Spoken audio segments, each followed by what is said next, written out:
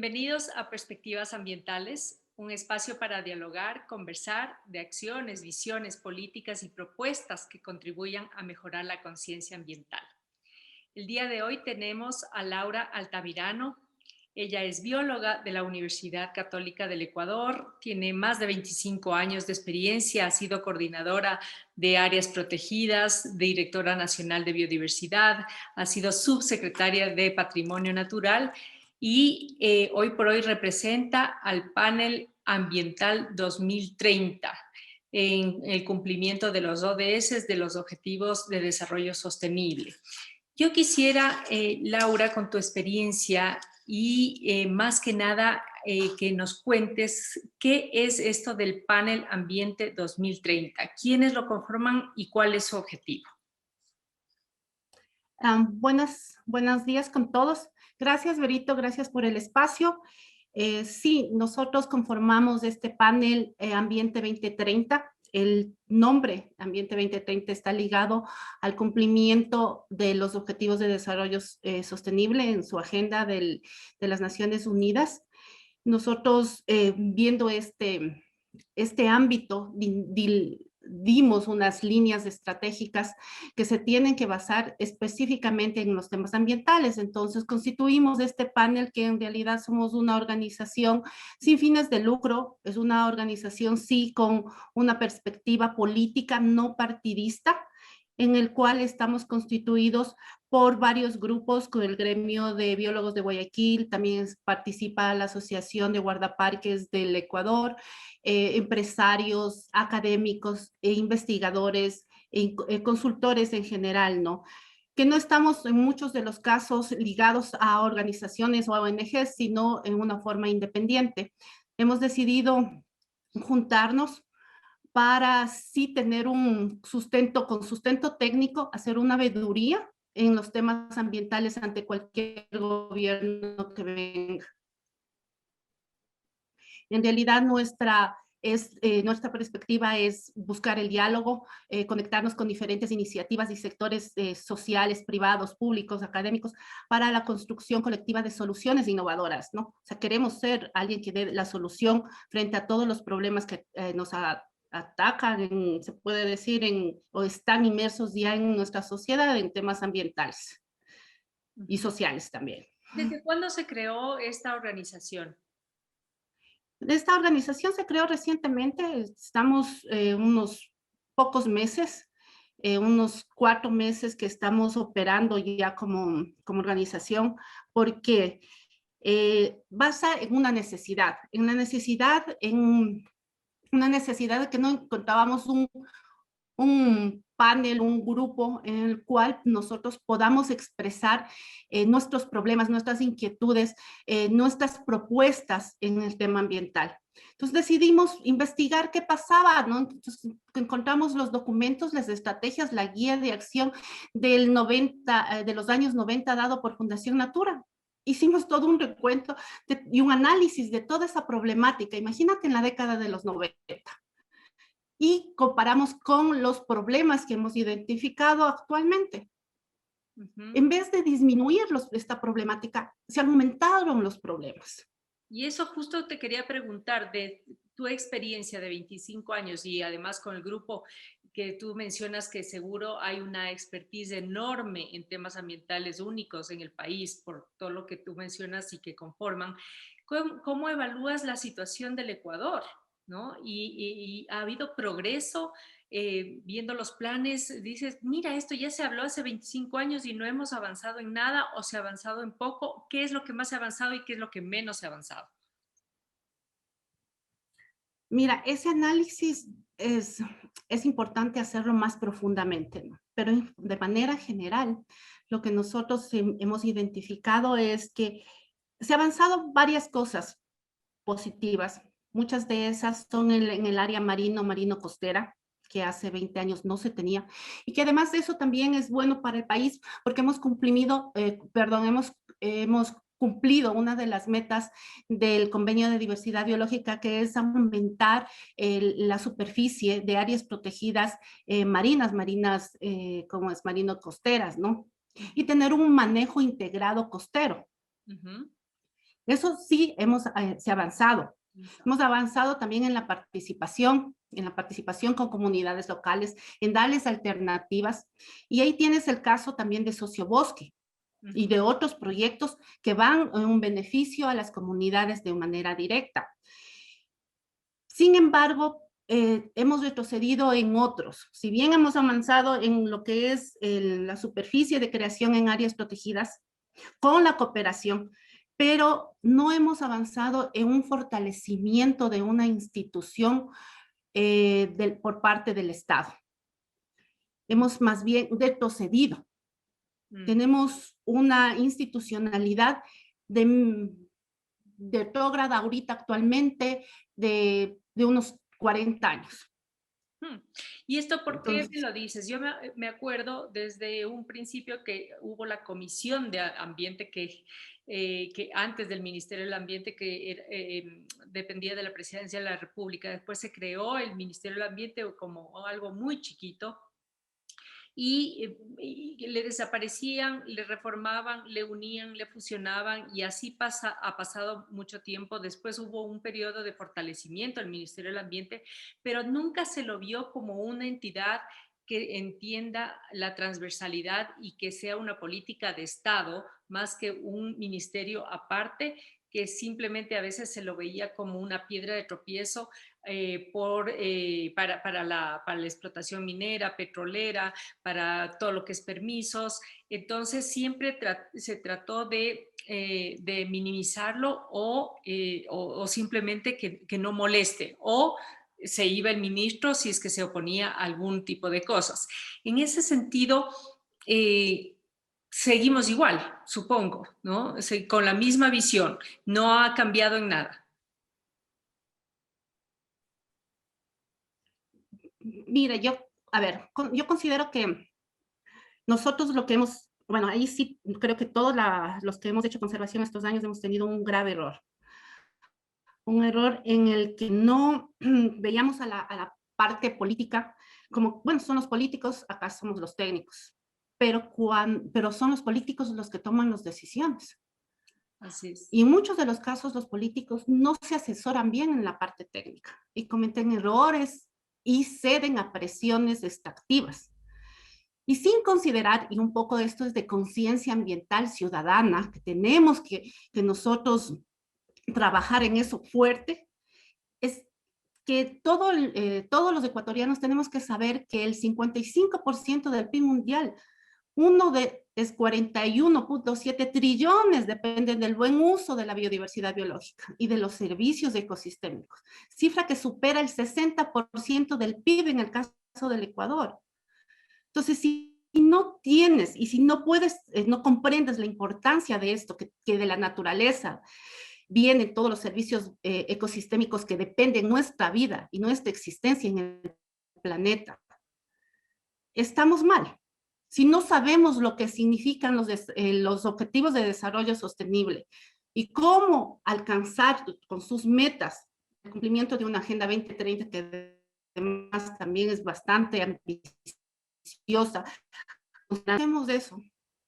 Y si no hacemos nuestro granito de arena, no ponemos nuestro granito de arena, entonces no estamos haciendo nada, no estamos aplicando en nada la parte de desarrollo sostenible en nuestro país y estamos condenados a desaparecer nuestros ecosistemas y ahí encuentras una tala agresiva, los tráficos que han aumentado, el tráfico ahora de balsa, eso es en todo el país, apoyado mucho con comunidades locales, con amenazas a la autoridad ambiental de quema de guardianías para que este tráfico exista. Entonces, todo eso sí es preocupante, ¿no? Entonces, claro, ahora en esta institucionalidad del Ministerio del Ambiente, eso en estos años se ha perdido. Ya no tienes una fusión que yo recientemente del Ministerio del Ambiente y Agua, impuesto por el gobierno, impuesto y a trabajar entre técnicos en una fusión que no era viable, porque la gestión hídrica es una cosa, se tiene que manejar integralmente como cuencas hidrográficas, y las áreas protegidas y el ministerio y el control es lo que se hace, es otra cosa diferente, que se podrían tener sinergias, pero no de la forma en que se hizo. O sea, no en la forma de reducir el personal a una tercera, o sea, alcanzar era el objetivo, alcanzar una tercera parte, por eso era el despido que empezaron con guardaparques y después fueron con técnicos. Cuéntame una Entonces, cosa, por ponerte un... justo eso te iba a preguntar. Yo veo tres cosas en los últimos años, quizá los últimos 2 años, lamentable. No te escuché bien, Berito, perdón. Repito, que veo en estos 2, 3 últimos años un tema lamentable para la institución ambiental que ha sido un debilitamiento. La primera es menos presupuesto, que por lo general cuando hay problemas financieros, lo primero que te recortan es ambiente, porque no terminan de entender lo importante que tú mencionas. La segunda es efectivamente el despido masivo de guardaparques, es decir, que esas áreas protegidas que constituyen el 20% De personal de áreas protegidas. sí, del territorio, simplemente ya no hay quien controle, quien vele por que no exista cacería, que vele para que no haya invasiones, para que vele que no haya tráfico de vida silvestre, es decir, lo poco o mucho que tenemos en territorio está abandonado y eso genera muchas de las amenazas que se pueden venir, ¿no? Y tercero, rápidamente la fusión, que es lo que te decía, unas veces con el Ministerio de Turismo, mejor con el otro ministerio, mejor siempre enganchándole a algo para recortar presupuesto, pero sin entender la filosofía. En términos de la CENAGUA, que como tú bien dices, la concepción es otra de la estructura institucional, tenía que haberse hecho de mejor forma. ¿Era viable la fusión de este ministerio? Y si es que esa fusión eh, era viable, ¿cómo debería haber sido? Ya, primero aclaro, de primera instancia hubo una anotación a los guardaparques para que sean sus funciones, pero ahí fue más bien un cambio de contrato, porque ellos estaban con un contrato provisional, pero la ley te dice que tenías que tener solo 2 años o máximo como contrato provisional y de ahí pasabas a ser contrato definitivo. Al no haber eso, y al pensar una fusión entre el Ministerio del Ambiente y Agua, crean otra modalidad que son contratos por servicios ocasionales. Y esto es lo que ocasionó la inestabilidad en el, sistema, en el personal de guardaparques. Pero cuando comenzó todo lo por redes de que sin guardaparques no hay conservación, que tienen toda la razón, no toparon a los guardaparques, pero sí a los técnicos, pero sí a jefes de área. Entonces, de todas maneras, lesionaron la administración de las áreas protegidas. Con la presión que existía de reducir personal en una fusión, porque por eso se dio la fusión, no fue por nada más, o sea, la fusión se dio por reducir personal. De 3,000 y pico dejar a menos de 1,300 o algo, y de esos son como 600 guardaparques. No puedes contar en una subsecretaría de Patrimonio Natural que son más o menos 760 personas, entonces es la mitad del Ministerio del Ambiente que se trabaja en forma territorial. Ahora, ¿por qué se da esto de que el Ministerio del Ambiente vaya para acá, redúzcase, júntese con agua y después tal vez con turismo y hagamos una sola? Porque no entienden la importancia que se tiene de conservación los recursos naturales. Y digo conservación, y dentro de la conservación se tiene que hacer gestión, se tiene que hacer manejo. Y bajo ese concepto, si no se comprende que es territorial, que estamos hablando solo en áreas protegidas del más del 20% del territorio nacional, súmale a eso un porcentaje también importante de bosques protectores. Y también a eso, también el sistema de control forestal, que también trabaja en deforestación, que es en territorio. Este ministerio es territorial y técnico. Entonces no entienden eso, claro, que hay que conservar los servicios ecosistémicos para tener una salud ambiental y salud social y equidad, y viene el cumplimiento de los objetivos de desarrollo sostenible. En todos tiene que ver ambiente. En pobreza, porque la parte de erradicar la pobreza es una de las cosas que tienen que ver para conservar los bosques.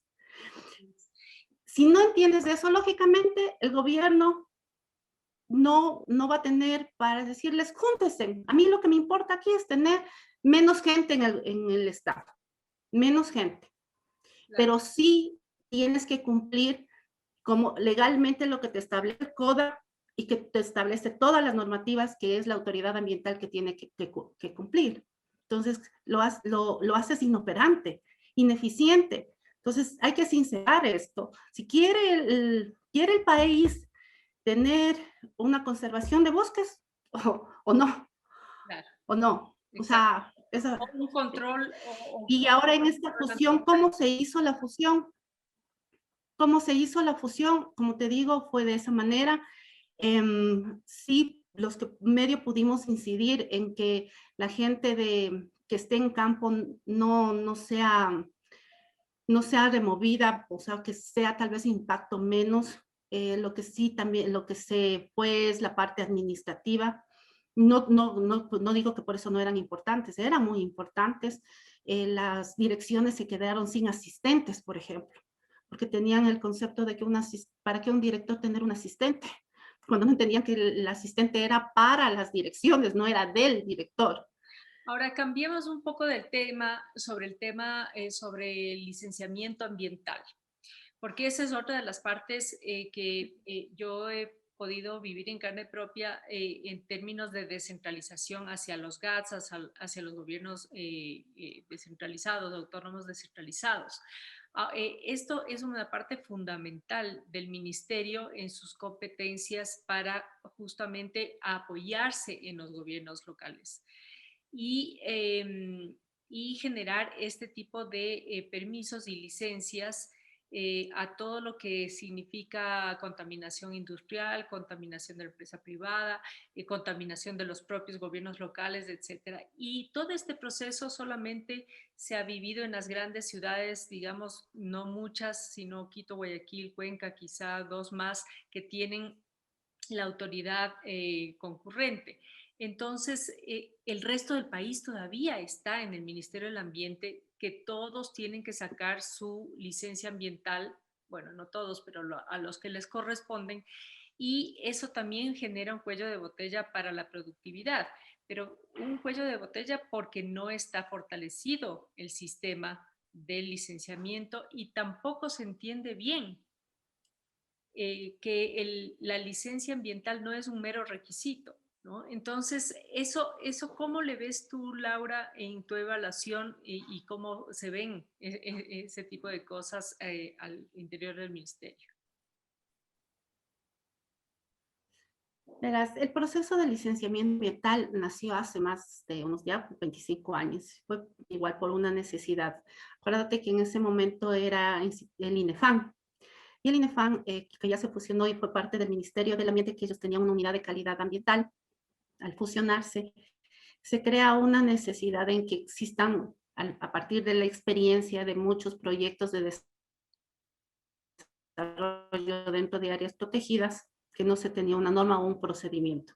Pero era para controlar eso, que técnicamente lo hagan bien. Entonces, de ahí crean todo este proceso de licenciamiento ambiental y se va deteriorando desde la idea original, que era en sí tener un control, una supervisión técnica de estos proyectos, que lo hagan bien y que puedan mitigarse, prevenir y mitigar los impactos ambientales, que incluso que desde el diseño de los proyectos se vean cómo es, sí, qué tanto era la afectabilidad ambiental, si eran viablemente viables, o sea, si eran ambientalmente viables, desde el inicio del proyecto. O sea, esa idea desde la prefactibilidad de un proyecto, que pase la parte de la viabilidad ambiental hasta la parte del diseño definitivo del proyecto, y ahí sí hágase un proyecto que sea amigable con el ambiente. Sí, con esa idea y con todo, porque ya pasamos del proyecto Namica Quito Sur, proyecto Papayacta, que fueron unos proyectos que estuvimos trabajando ahí en ese momento, y otros proyectos petroleros que se fueron haciendo. Entonces, con esa necesidad y con ese objetivo, con esa meta, se crea todo este proceso de licenciamiento ambiental, pero para pasar los años se ha ido deteriorando toda la idea, que no ha quedado en nada. Ha quedado simplemente en un trámite engorroso, en lo cual simplemente la gente para tener una licencia entran en el SUYA, en la página del SUYA, del sistema ambiental, para poner los datos generales y procede, sin un análisis técnico más, sin ver si el proyecto es viable o no. Si qué medidas de mitigación, de prevención están poniendo en los proyectos, no. Y ahí lo que hacen es un plan ambiental, que es la parte, forma parte de la licencia ambiental.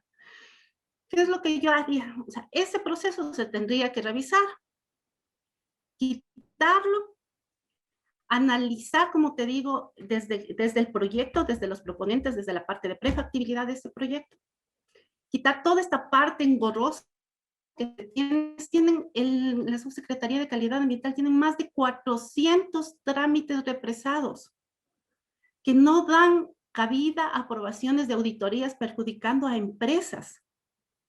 El Ministerio ya tiene juicios, llamados de atención por las empresas de que no les aprueban las auditorías y ni siquiera dicen por qué.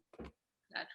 Porque lógico, o sea, una máquina no te va a decir, ahí están los técnicos, han debilitado tanto al ministerio que no hay técnicos que puedan hacer el seguimiento de un proyecto. Claro, claro. Y eso es un Esa para la es la parte. competitividad del país, además, ¿no? Para la competitividad del país, terrible. Sí, es una pena y sobre esto podríamos seguir hablando. Es el próximo gobierno que llegue. Y El próximo gobierno que llegue tiene que revisar todo eso. Tiene que revisar la fusión, hacer un análisis de eso. Si bien la gente que se trabajó ahí se pudo hacer todo lo mejor posible frente a unas imposiciones que yo consideraba que incluso el ministro de ese entonces podía hablar con el presidente y explicarle por qué no la fusión, por qué no ¿cómo se llama? El deducir el personal. Y considerarlo como hizo el presidente con Inmobiliar. Inmobiliar estaba desaparecido ya. Y nosotros teníamos problemas ahí porque Inmobiliar maneja centros de rescate. claro, claro. Y nosotros tenemos la obligación como Ministerio del Ambiente de ver qué se hace con eso. Claro. Pero hubo la gestión de Inmobiliar y es más, lo detuvo y lo elevaron a secretarías del Estado. Entonces, también hay cosas, ¿no?, que se tenían que prever. Entonces yo sí creo que el próximo gobierno lo que tiene que hacer es analizar.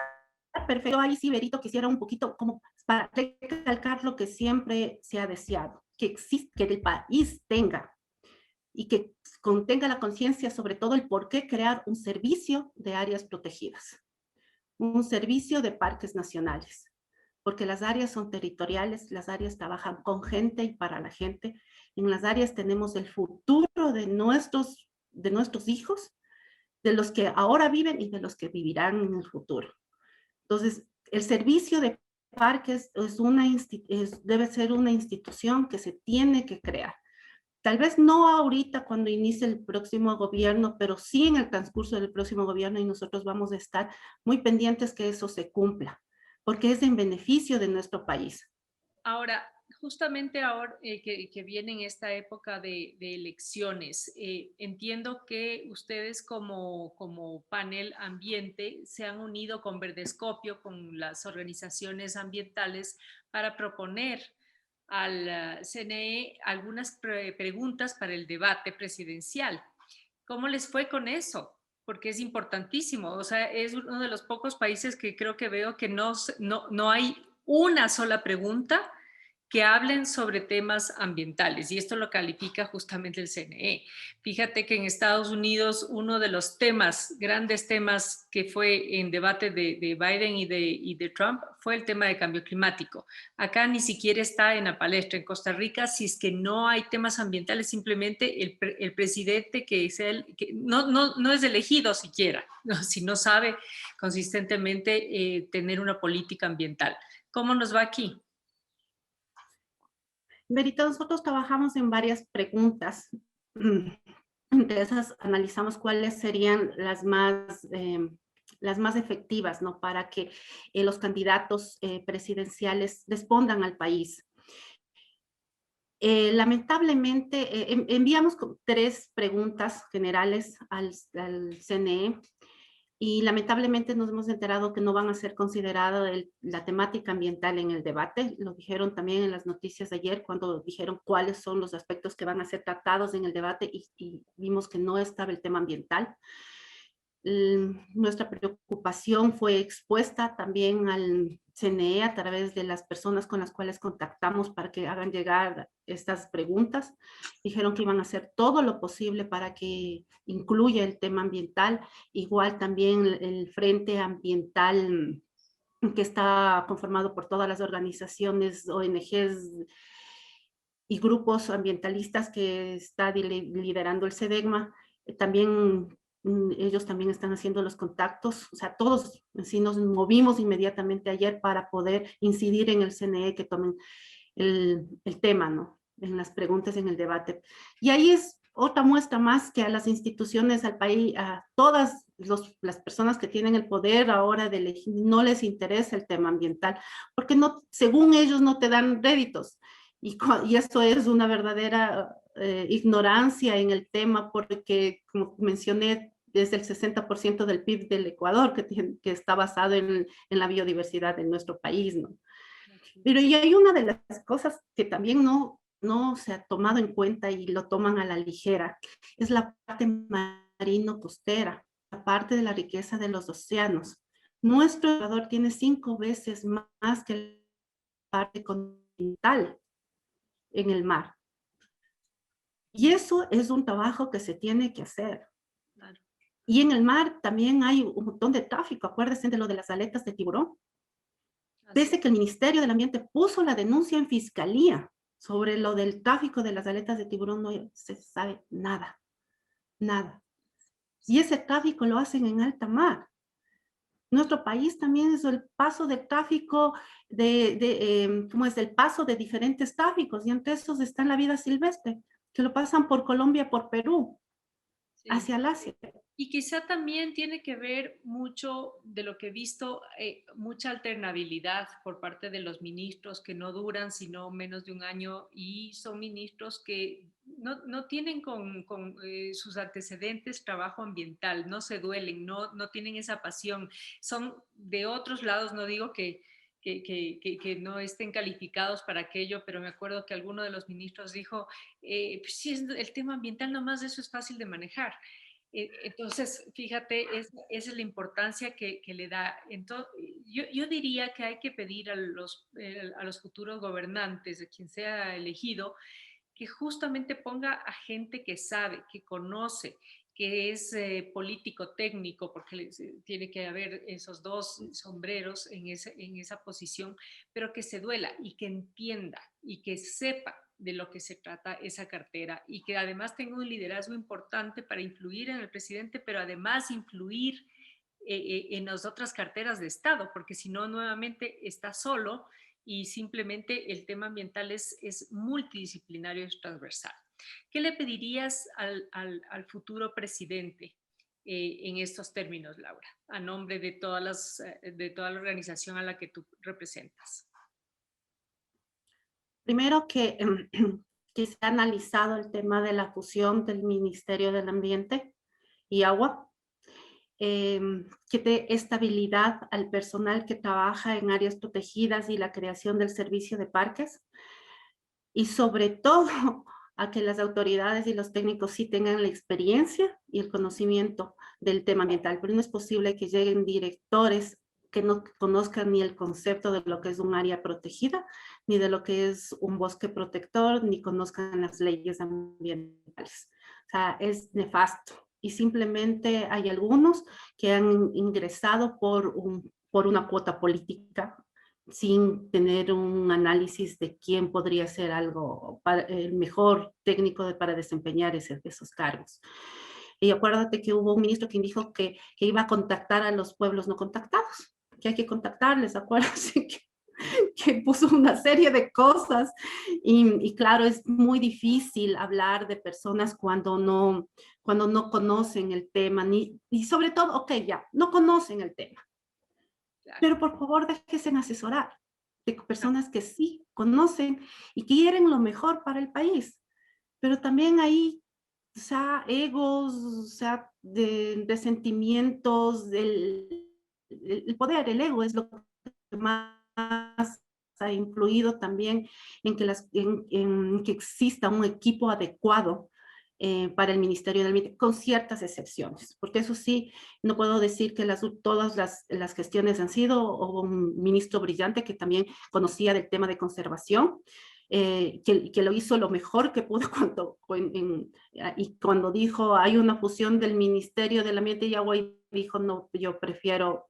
irme, y lo hizo, ¿no? Entonces, también hay que reconocer que hubo eso, también hubo ministros o ministras que posicionaron al Ministerio del Ambiente fortaleciéndole en su época dorada del ministerio, considero yo, porque hubo personal, hubo camionetas, hubo proyectos, hubo captaciones de cooperación internacional, que eso es algo que también posicionó al Ministerio del Ambiente, y hubo un mejor trabajo en la parte local.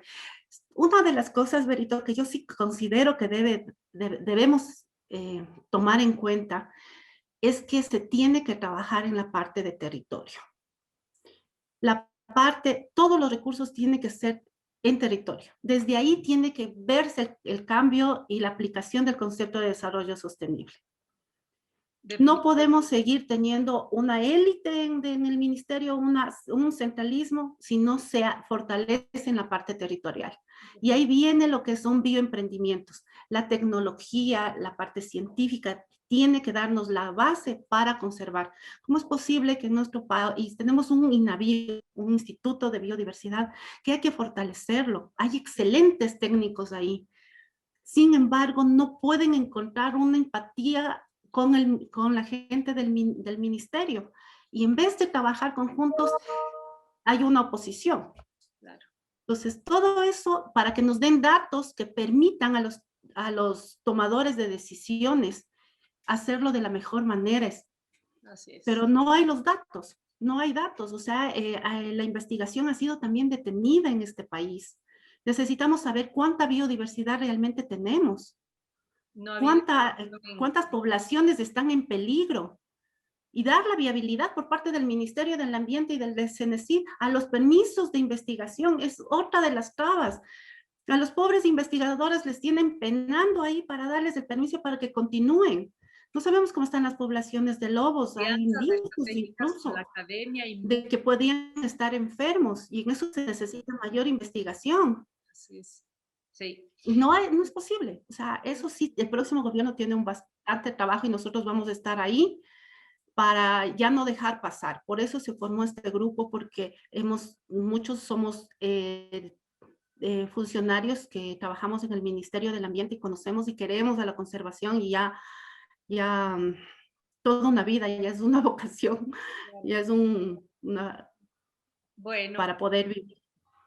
perfecto. No, seguro que esperamos que se vengan buenos cambios y buenos vientos con el próximo gobierno, y que tomen en cuenta y consideren las nuevas autoridades a este gran grupo de gente, de expertos que conocen el tema, que lo han trabajado y que conocen a profundidad, como ustedes pueden ver. Laura representa uno de ellos y hemos conversado de varios temas. Entre esos creo que me quedo con varios. Uno es el análisis de la fusión del Ministerio del Ambiente y de la Secretaría del Agua. El segundo es el tema del personal y la estabilidad personal.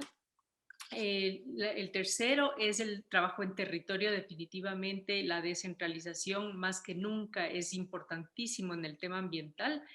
Y cuarto, elegir a autoridades que sepan del tema, que estén comprometidos con el tema y que no sea un ministerio que dependa de solamente una cuota política. Es un ministerio que es relevante para las futuras generaciones, para las actuales, y más aún en un contexto como el que vive el planeta, en que no solamente vivimos una emergencia climática, sino que los recursos naturales están devastándose. Si nosotros sabemos manejar un capital natural que Dios nos ha regalado, que tenemos un capital enorme y que lo sabemos manejar, y como dice Laura, más del 40-50% del PIB depende de esos recursos, entonces el Ecuador ya sería una gran potencia mundial, diría yo, basado en sus recursos naturales y en su biodiversidad. Con esto cerramos este espacio agradeciéndoles a todos por su sintonía. Les invito a visitar y compartir nuestra fanpage Perspectivas Ambientales, así como seguir nuestros canales digitales en Twitter, Instagram, YouTube, donde encontrarán temas de actualidad con un enfoque ambiental. Muchas gracias, Laurita. Qué gusto Muchas verte. gracias, Vero. Un gusto verte. Gracias a todos. Muchas gracias.